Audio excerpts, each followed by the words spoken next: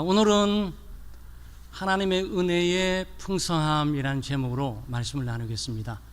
하나님은 우리에게 은혜를 주시는데 그 은혜는 풍성하다, 차고 넘친다, 그리고 말할 수 없고 표현할 수 없는 은혜이다 라는 부분들이에요. 우리는 우리가 생각하는 것보다도 더 큰 죄인입니다. 우리가 생각하는 것보다도 하나님의 사랑을 더 크게 받고 있는 사람들이에요. 우리 모두는 죄악 가운데 태어나서 죄를 짓고 죄된 생각을 하며 죄된 말을 하고 죄된 생각을 품고 살아갑니다. 죄인에게 있는 것은 오직 죽음, 심판, 저주, 형벌밖에 없는 것이죠.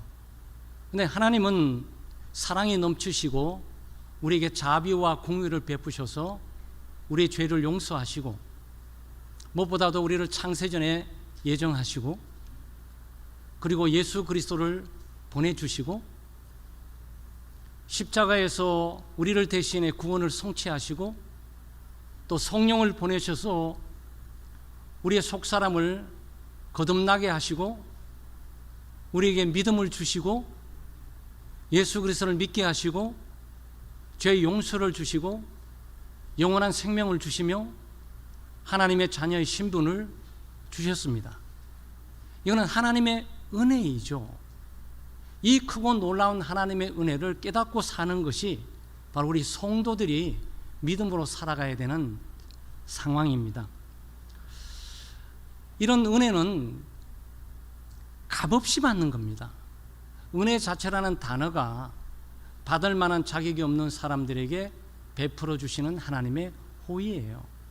그러니까 죄 용서 받을 자격이 없는데 죄 용서를 받는 거고, 심판을 피할 자격이 없는데 심판을 피하게 되는 거고, 저주를 받지 않을 자격이 없는데 저주를 피하게 되는 거고, 구원을 받을 자격이 없는데 구원을 얻게 되는 거고, 기도할 자격이 없는데 기도할 수 있는 것이고, 하나님께 나와서 예배 드릴 수 있는 자격이 없는데 하나님이 예배로 초청해 주시고, 기도를 하면 기도를 응답받을 만한 자격이 없는데 기도의 응답을 허락해 주시고, 이 모든 것들이 하나님의 은혜예요. 그래서 은혜를 말하게 될 때 우리는 말할 수 없는 하나님의 은혜, 풍성한 하나님의 은혜, 그 크신 하나님의 은혜, 표현할 수 없는 하나님의 은혜. 그렇습니다. 하나님의 은혜를 우리가 어떻게 표현할 수가 있겠습니까? 감히. 그런데 오늘 본문에서 하나님의 은혜의 풍성함을 지금 얘기해 주고 있는데, 우리는 이 은혜의 풍성함을 오늘 깨닫고 정말 구원의 은혜에 감사하면서 바로 오늘 베푸는 성찬에 우리가 참여해야 되겠습니다. 하나님의 은혜가 어떻게 나타났습니까? 하나님의 은혜는 예수 그리스도와 함께 죽고 함께 사는 것으로 나타납니다. 예수님이 이 땅에 오셔서 십자가에 못 박혀 죽으셨습니다. 2000년 전에 죽으신 거죠. 그런데 이 믿음의 신비로움이, 하나님이 우리에게 주셨던 이 믿음은 우리를 2000년 전으로 데려갑니다. 그리고 2000년 전에 갈보리 위에서 예수님이 십자가 못 박혀 죽으실 때 바로 나도 거기서 십자가에 못 박혀 죽는 것으로 나타나는 거예요. 그리스도께서 3일 만에 부활하게 될 때 바로 그리스도와 함께 살리심을 받고 부활하는 것으로 나타나게 되는 겁니다. 그래서 죽음은 복된 거예요. 그리스도 안에서 있는 죽음은 복된 죽음입니다. 왜냐하면 예수 그리스도와 함께는 연합되는 거거든요. 그건 믿음은 그리스도와 함께 연합시키는 거예요. 내가 예수 그리스도를 믿게 될 때 그리스도께서 내 안에, 내가 그리스도 안에 있게 되는 겁니다. 나의 잘못된 모든 것, 죄로 말면 죄의 책임과 저주와 형벌과 심판은 고스란히 나와 함께 있는 그리스도에게로 넘어갑니다.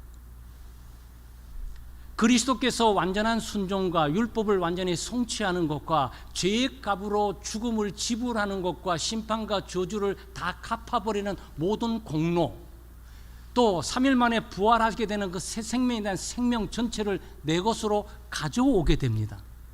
그래서 믿음은 굉장히 신비로운 거예요. 이것 때문에 믿음은 보배로운 믿음이라고 얘기하는 거고, 바로 이 믿음은 성령께서, 하나님께서 우리에게 구원으로 주시는, 선물로 주시는 바로 믿음인 거죠. 죽으면 어떻게 되는 겁니까? 죽으면 자유하는 거지. 죽으면 자유하는 거예요. 모든 의무, 책임, 수고, 노력, 눈물, 고통, 근심으로부터 완전하게 자유하게 돼요. 우리가 예수 그리스도와 함께 죽게 될 때 어떤 일이 있게 되냐? 나의 자아의 욕망으로부터 벗어나게 됩니다. 율법의 요구로부터 벗어나게 돼요. 세상의 수많은 유혹으로부터 벗어나게 됩니다. 자유하게 되는 거죠. 그리스도와 함께 죽는 사람만에게 주어지는 하나님의 은혜예요. 우리가 예수 그리스도를 믿게 될 때 우리가 그리스도와 함께 죽거든요. 그러니까 죽음은 나쁜 게 아니에요. 죽음으로써 욕망과 내 자아의 모든 요구로부터 자유하게 되는 거고, 죽은 사람은 말이 없잖아요. 여러분, 죽은 사람이 움직일 수 있습니까? 말이 없어요. 그러니까 나의 자아의 욕망과 요구, 그리고 이 세상에 대한 모든 욕망과 육신의 정욕, 안목의 정욕, 이성의 자랑들, 또 율법이 나에게 요구하고는 모든 요구들로부터 죽음으로써 자유케 되는 거죠. 그래서 이 세상에도 말이죠, 극한 범죄해서 쫓기잖아요. 그럼 이거 걸리면 안 되잖아요. 그럼 형벌 받잖아요. 하는 방법이 뭐죠? 피하는 게 죽음으로써 모든 게 끝나는 거예요. 네. 죽으면 대상이 없기 때문에 기소할 수 없어요. 고소할 수 없어요. 얼마나 놀라운 죄를 지어도 그냥 덮어지는 거예요. 죄를 물을 사람이 없는 거예요. 우리가 예수 그리스도를 믿음으로 말미암아 그리스도와 함께 죽었다라고 말을 하게 될 때 바로 이거를 말하는 거예요. 이것은 복된 은혜인 거죠. 그 죽음으로 끝나는 게 아니잖아요. 죽었다가 다시 살잖아요. 우리가 그리스도와 함께 죽지만 영혼이 죄악 가운데 죽음으로 있는 것이 아니고 그리스도께서 부활하게 될 때 함께 일으킴을 받게 되는 겁니다. 함께 부활하게 되는 거죠. 그래서 그리스도와 함께 사는 삶으로 살게 되는 것이고, 새 생명의 삶을 살게 되는 것이고, 새로운 삶의 가치관, 인생관, 새로운 삶의 목표를 가지고 전적인 새로운 삶을 살아가게 되는 거죠. 바로 여러분이 그렇게 살고 있는 거예요. 왜냐하면 오늘 본문 말씀에 우리는 죄와 허물로 죽어 있었다 그랬어요. 죽어 있었어요. 죽었다는 의미는 뭡니까? 여기서 죽었다는 의미는 우리의 영혼이 죽었다는 의미예요. 내 육체는 살아서 늘 밥을 먹고 살아가고 있지만 영혼이 죽어 있어요. 그 영혼 죽은 상태는 뭡니까? 하나님에 대해서 반응할 수 없어요. 하나님의 말씀에 대해서 반응할 수 없어요. 왜 그게 여러분이 전도해서 안 되는 이유가 전도 능력이 모자라서 그러는 것이 아니고, 설교자의 설교가 모자라서 그런 것이 아니라 죽어 있으니까 아무리 좋은 음식을 가져다 놔도 반응할 수가 없는 거예요. 그런데 그리스도와 함께 산 사람은 하나님이 존재를 보기 시작하고 하나님의 음성을 듣기 시작하고 하나님과 대화를 하기 시작하면서 하나님께 반응을 보이기 시작해요. 이게 새로운 생명이 있다는 거예요. 하나님의 생명이 있다는 거죠. 여러분 보세요. 여러분 하나님께서 반응하고 있잖아요. 찬송으로 응답하고 있잖아요. 기도로 나가고 있잖아요. 하나님의 말씀 들려집니까? 네, 하나님의 말씀 들려지고 있잖아요. 예수 안 믿는 분 여기 앉아놓잖아요. 아무리 얘기해도 이 의미가 들려지지 않아요. 그 사람 탓해서 안 돼요. 믿음이 없다고 탓해도 안 돼요. 왜 그렇습니까? 죽어 있으니까. 우리가 그리스도와 함께 죽고 그리스도와 함께 살았다는 사실을 우리가 새롭게 인식할 필요가 있어요. 이거는 하나님의 은혜예요. 우리가 도덕적으로 윤리적으로 잘 살아서 그런 것도 아니고, 성품이 좋아서 그런 것이 아니고, 놀라운 공덕을 쌓아서 그런 것이 아니고, 내가 내 죄값을 속죄하기 위해서 죄값 대신에 다른 선한 일들을 많이 했기 때문에 내가 그런 것이 아니고, 무조건적인 하나님의 은혜로, 차고 넘치는 하나님의 은혜로 된 거죠. 우리에게 믿음을 주셔서 예수 그리스도를 믿음으로, 그리스도와 함께 죽음으로 율법의 저주로부터 벗어나고, 심판의 저주로부터 벗어나고, 형벌로부터 벗어나고, 자아의 욕망으로 벗어나 완전한 자유가 이 죽음 가운데 선포가 되는 거죠. 그건 인간의 힘으로 되는 게 아니에요. 그건 하나님이 우리에게 베풀어 주신 은혜예요. 그리고 죽고 침묵 가운데 있으면 무슨 의미가 있습니까? 새로운 생명을 주시는 거죠. 부활의 생명을 주십니다. 예수 그리스도의 생명을 주세요. 성령의 생명을 주십니다. 그래서 이 생명을 가지고 하나님에 대해서 반응하고 하나님께 나아가는 거고, 하나님의 음성을 듣는 거고, 하나님과 동행하는 거고, 하나님과 교제하는 거고, 이제는 새로운 삶, 새로운 목표를 향해서 살아가게 되는 거예요. 네, 여러분 자체가 하나님의 은혜예요. 여러분의 여러분됨, 나의 나됨, 예배드리는 이 순간, 이 예배드리러 오는 이 상황, 이 전체가 하나님의 은혜인데, 이 하나님의 은혜가 너무 크고 놀랍다고요.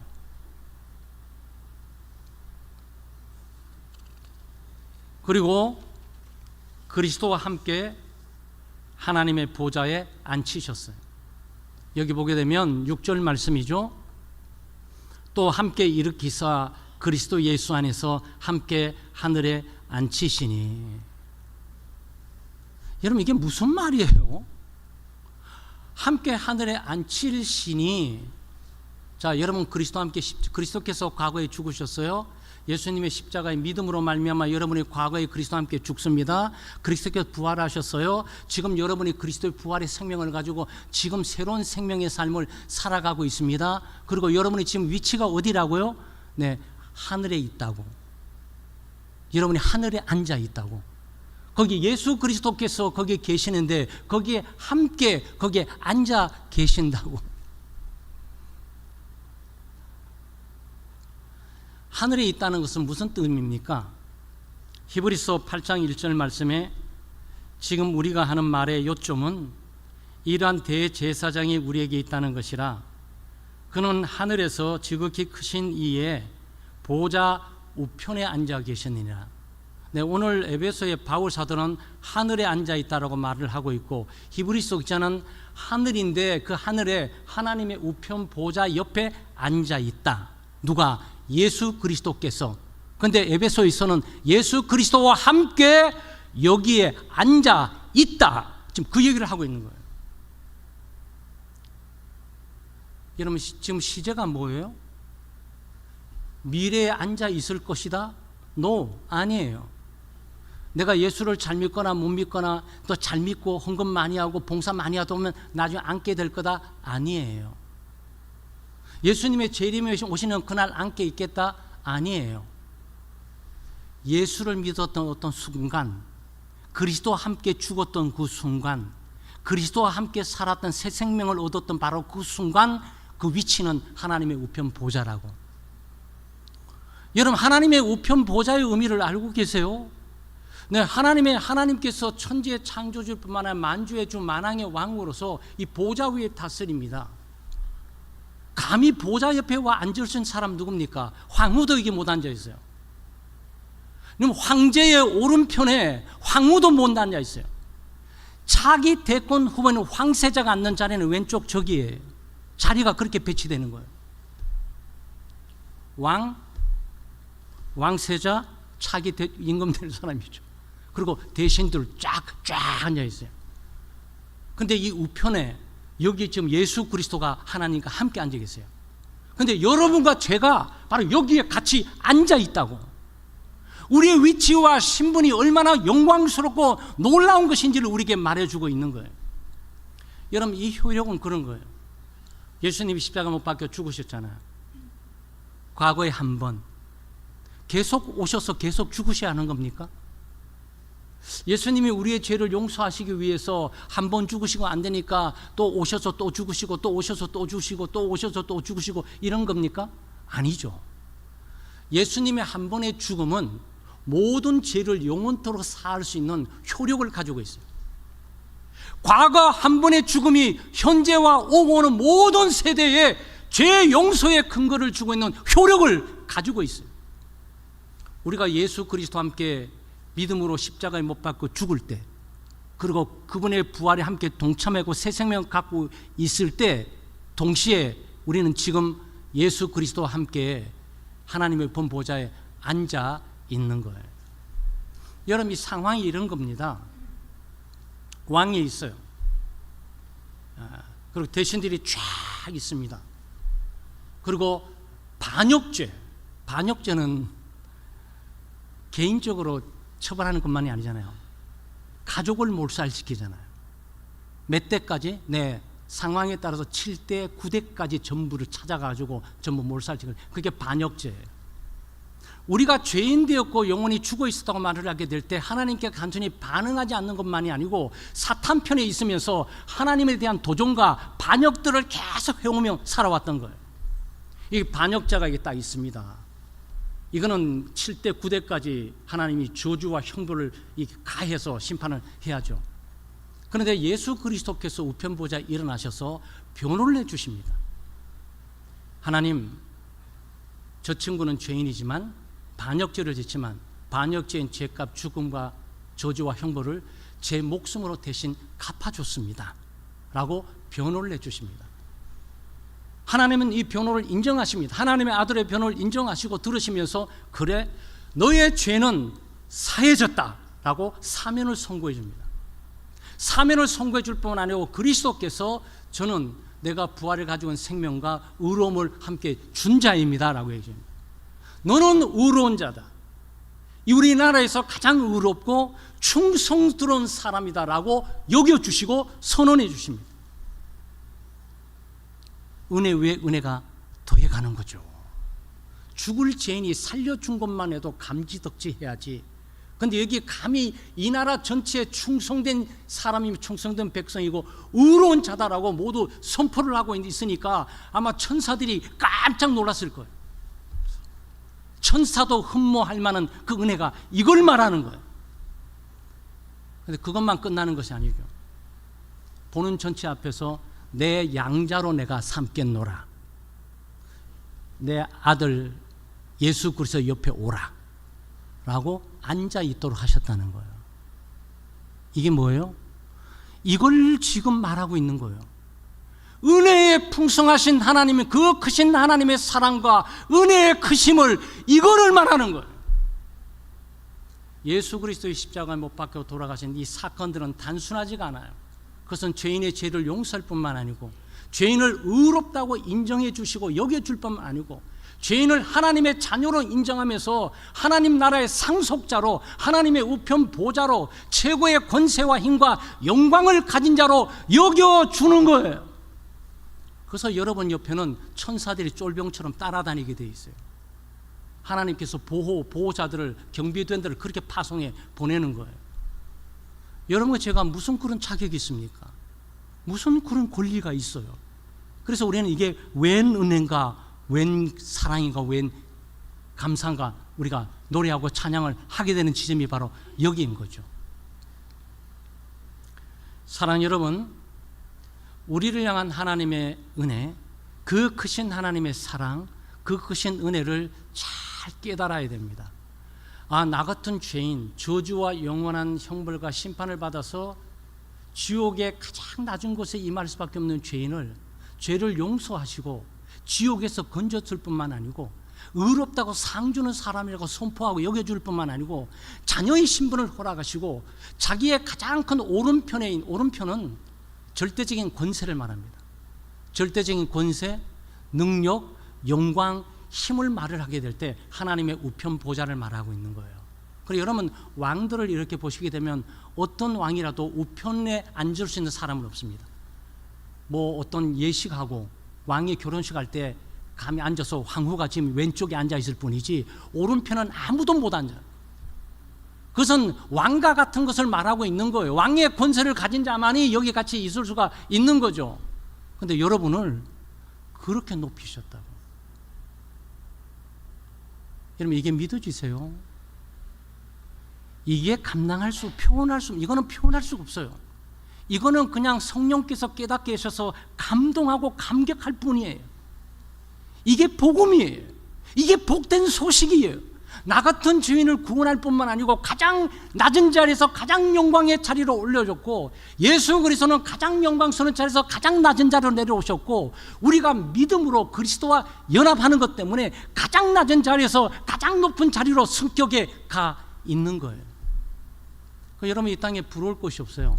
아니, 부러워하실 게 없다고. 그 이상 높은 자리를 여러분이 여기서 어떻게 여러분이 힘과 능력으로 찾고 그것을 유지해 나갈 수가 있습니까? 이게 하나님이 우리에게 베풀어 주신 은혜예요. 그 은혜의 풍성함입니다. 그것은 우리의 공로, 우리의 행위, 우리의 능력 때문이 아니고 바로 예수 그리스도께서 십자가 못 박고 죽으신 그리스도의 사랑과 자기 희생 때문에 우리가 그것을 믿음으로만 얻게 되는 거예요. 믿음으로만 갖게 되는 거예요. 그러니 전적인 하나님의 은혜가 베풀어지는 장소가 바로 이 성찬이고, 이 성찬에는 하나님의 사랑과 그리스도의 사랑이 얼마나 크고 놀랍고 하나님의 은혜가 얼마나 크고 놀라운 건지를 우리에게 보여주는 현장이란 말이죠. 우리가 이 현장에 와 있는 거예요. 주님께서 주신 믿음으로 오늘 성찬을 받으시게 될 때 정말 감사하고 받을 자격이 없는 나, 정말 감지덕지한 그런 자세를 가지고 성찬에 임하는, 그리고 성찬에 임할 때 그리스도께서 나를 위해서 죽으신 것처럼, 그리스도께서 하나님의 뜻을 위해서 자기 몸을 드린 것처럼 우리도 하나님의 뜻을 위해서 내 한 몸, 내 목숨 하나 드리겠다는 그런 다짐을 가지고 성찬에 참여하는 교우들 되시기를 주의 이름으로 축원합니다. 하나님 아버지, 참으로 감사와 찬양을 드립니다. 저희 같은 죄인의 죄를 용서해 주시고 의롭다고 여겨주시며 하나님의 자녀의 신분을 주시고 무엇보다도 예수 그리스도와 함께 하나님의 우편에 앉을 수 있는 영광스러운 위치로 높이 올려주심에 감사를 드립니다. 우리 모두는 아직도 죄의 영향을 받고 죄된 생각을 하며 죄된 행동을 하며 살아가지만 여전히 우리를 예수 그리스도 안에 사랑하시고 약속을 변치 않으시며 우리를 그리스도와 함께 죽고 살게 하시며 그리스도와 함께 하나님의 우편 보좌에 앉게 해주심에 감사와 찬양을 드립니다. 이 구원의 은혜와 축복을 감당할 길이 없습니다. 이제 저희가 주님의 몸에 찢기심과 흘리신 보혈을 상징하는 떡과 포도주를 먹고 마심으로 주님의 죽으심을 기념하려고 합니다. 믿음으로 참여하는 모든 성도들에게 죄 용서의 확신과 영생의 소망으로 충만하게 해 주시옵소서. 우리를 변화시킨 영광스러운 복음, 능력의 복음을 모두 믿음으로 누리게 하시고 삶 속에서 증거하며 전파하며 살아갈 수 있는 힘과 능력을 얻게 해 주시옵소서. 감사드리며 예수님의 이름으로 기도드리옵나이다. 아멘.